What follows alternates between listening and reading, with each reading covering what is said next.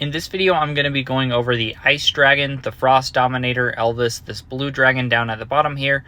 I am going to be going over each of the dragons in separate videos, just because I did want to kind of cut it up, just because I do have to reset my dragon covenant in between and then re-level it up, just to kind of show you on a standalone basis. So the Ice Dragon is actually regarded as one of the best dragons of the game. That and the Green Dragon are right next to each other. Personally, the Ice Dragon probably is a bit better, but it is the hardest to use, and I'll show you in a minute, just because you can kind of mess yourself up if you use him improperly. So just looking at his maxed out skills, so his damage when right now, and this level cap could increase in the future, and then when you're like playing in the league mode, they actually can add extra levels to this cap. But right now, when I have it maxed, I'm at 1000% damage, 10 seconds of freezing time, and then I can summon Elvis every 60 seconds. So I'm going to go and hop over into battle here, and I am actually going to go to normal mode. I'm on stage 13. We're going to slow it down here. So what you can do when you use Elvis's dragon ability, so I'm going to click his ability right here, just when enemies are off the screen actually, but when you see his ability goes in and then it freezes everyone on the screen. So if you time it poorly like I just did, you can actually just do nothing. So that is one thing to be aware of. But what he does is he comes down just like any of the other dragons. He freezes all the enemies, and then it'll freeze them in place. And while they're frozen, they actually can't attack. They can't move. It is a pretty big stun.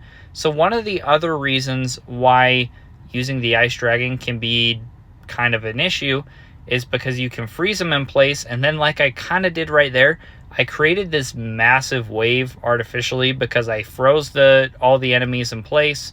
My N actually went and followed him off screen or out of my attack range too. And then when that wave actually, when they unfroze, I ended up with a bigger than usual wave of enemies. So that's one of the things you kind of need to be careful with.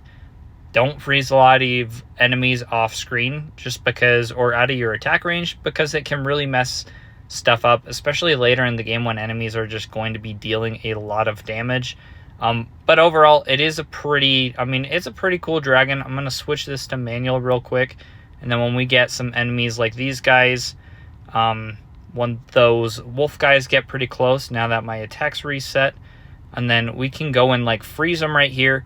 You'll notice when they're frozen, they're not able to do anything. So it is very helpful as far as keeping yourself alive. If there's enemies that you're really struggling with, whether it's a boss enemy or just big elite enemies, the Ice Dragon is really good because not only does it deal damage, but it just freezes them in place, and so it gives your slime a lot of just opportunity to actually deal all the damage. So now hopping out of the battle real quick, I did just want to showcase real quick as far as what the total cost to max out this dragon is.